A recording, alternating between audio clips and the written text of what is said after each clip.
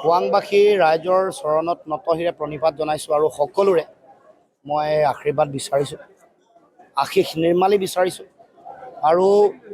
খোৱাংবাসী ৰাইজৰ লগতে সমগ্ৰ অসমবাসী ৰাইজক মই মোৰ যিটো স্থিতি সেইটো পুনৰ দোহাৰিব খুজিছোঁ যে মই যুঁজি আছিলোঁ অসমৰ জনগণৰ কাৰণে, যুঁজি আছোঁ আৰু যুঁজি থাকিম। অসম মাতৃৰ সেৱাৰ বেদীত এগৰাকী জাতীয় সেৱক হিচাপে জাতীয় জীৱনৰ সংকটৰ ক্ষণত মোৰ যিটো জাতীয় দায়বদ্ধতা, এই দায়বদ্ধতা পালন কৰিবৰ কাৰণে মই বদ্ধপৰিকৰ। আৰু সেইকাৰণে যেতিয়াই মাটি ভেটিৰ সংকট হয়, যেতিয়াই ভাষা কৃষ্টি সংস্কৃতিৰ সংকট হয়, যেতিয়াই ৰাজনৈতিক অধিকাৰ কাঢ়িবৰ কাৰণে ৰাজনৈতিকভাৱে দিল্লীয়ে আৰু দিছপুৰে কূটকৌশল ৰচনা কৰে, তেতিয়াই ৰাইজৰ স্বাৰ্থত মই থিয় দিছোঁ। অসমৰ খিলঞ্জীয়া মানুহ, থলগিৰি ভূমিপুত্ৰৰ উপৰিও অসমত বসবাস কৰা আন জাতি জনগোষ্ঠীৰ সমন্বয় আৰু তেওঁলোকৰ অধিকাৰ সুৰক্ষিত কৰিবৰ কাৰণে কাম কাজ কৰি আহিছোঁ। এয়া মোৰ জাতীয় সংকল্প, এয়া দৃঢ় সংকল্প। পুনৰবাৰ দোহাৰিছোঁ, প্ৰতিটো জাতি জনগোষ্ঠীৰ সম উন্নয়ন, সম অধিকাৰ, সমমৰ্যাদা, এইটো আমাৰ পণ, আমাৰ অসম জাতীয় পৰিষদৰ পণ। আৰু খোৱাং সমষ্টিৰ জনগণক মই এটা কথা আশ্বাস দিব খুজিছোঁ যে আপোনালোক অতদিনে বিভিন্ন সমস্যাৰে ভাৰাক্ৰান্ত হৈছে। ইবাৰ কোনোবা এগৰাকী প্ৰাৰ্থীক আপোনালোকে জিকাই পঠায়, তাৰপিছত আৰু এগৰাকীক পঠায়, কিন্তু তাৰপিছত মূল যিবোৰ সমস্যা, ৰাস্তা ঘাটৰ সমস্যা, বিদ্যালয়ত এজনীয়া শিক্ষক আৰু আন্তঃগাঁথনিৰ সমস্যা, পুৰণা দলংবোৰ পকীকৰণৰ ব্যৱস্থা, বানপানী গৰাখহনীয়া, চেচুঘাটৰ দলং, তাৰ উপৰিও এই অঞ্চলৰ কৃষি নিৰ্ভৰ, কৃষিপ্ৰধান এই অঞ্চলসমূহৰ মানুহৰ জীৱন জীৱিকা, অৰ্থনীতি, ছাত্ৰ ছাত্ৰী, যুৱক যুৱতীসকলক তেওঁলোকক আত্মসংস্থাপনৰ বাট মুকলি কৰি দিব পৰাকৈ ইয়াৰ বিধায়ক বা ইয়াৰ যিসকল জনপ্ৰতিনিধি তেওঁলোকে কাম কৰিব পৰা নাই। বিধায়কসকল যদি তেওঁলোকে কাম কৰিছে, নিজৰ পৰিয়ালক ধনী কৰিছে, তেওঁলোকৰ বিধানসভাৰ মজিয়াত মাত নাই, সংকটৰ জাতীয় জীৱনৰ সংকটৰ ক্ষণত তেওঁলোকৰ মাত নাই। ইয়াৰ যিসকল বিধায়ক আছে তেওঁলোকক এতিয়া ইয়াৰ পৰা প্ৰতিনিধিত্ব কৰি গৈছে, তেওঁলোকক দেখা পাইছে যে ৰাইজে নিমাতী কন্যাৰ ভূমিকাত তেওঁলোকে ভাও লৈ আছে আৰু নিজৰ পৰিয়ালৰ উদৰ পূৰাই খাইছে, হয় ভায়েকক নহ'লে ভনী জোৱায়েকক, নহ'লে কাৰোবাক। আৰু ইয়াত ৰাইজে অতদিনে যিবোৰ পুখুৰীও, আনকি এনেকুৱা এটা অৱস্থা পাইছেগৈ, ইয়াৰ যিবোৰ পুখুৰী নিবনুৱা যুৱক যুৱতীসকলে, স্থানীয় যুৱক যুৱতীসকলে যিসমূহত মৎস্য উৎপাদন কৰি স্বাৱলম্বী হৈ আছিলে, সেই পুখুৰীকেইটাৰ ওপৰতো তেওঁলোকে চকু, তেওঁলোকৰ যিটো লোলুপ দৃষ্টি, যিটো তেওঁলোকৰ শোষণ আৰু নিষ্পেষণৰ যিটো দৃষ্টি, তাৰ পৰা এই অঞ্চলৰ ডাঙৰ ডাঙৰ আৰু পুখুৰীবোৰো তেওঁলোকো হাৰি যাব পৰা নাই। উন্নয়ন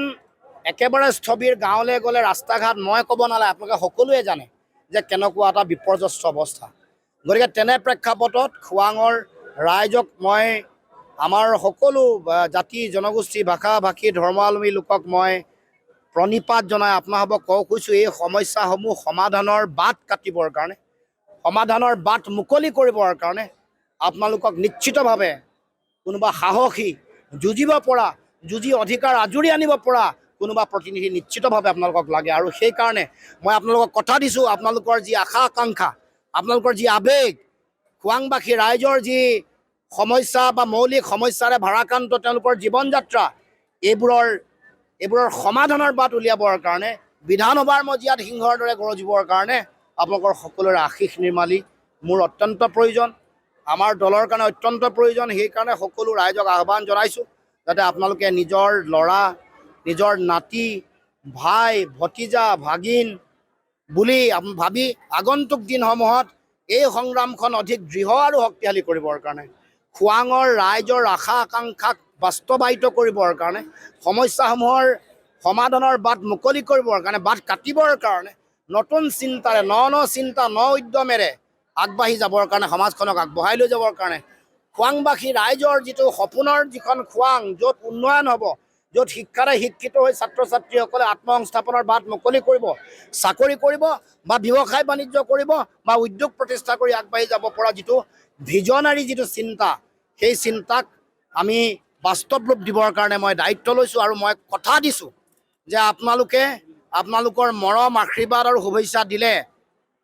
কেৱল মাত্ৰ খোৱাংবাসী ৰাইজকে স্বাভিমানেৰে মই আপ্লুত কৰা নহয়, সমগ্ৰ অসমবাসী ৰাইজৰ ওচৰত অসমৰ মানুহৰ এক কণ্ঠ হিচাপে,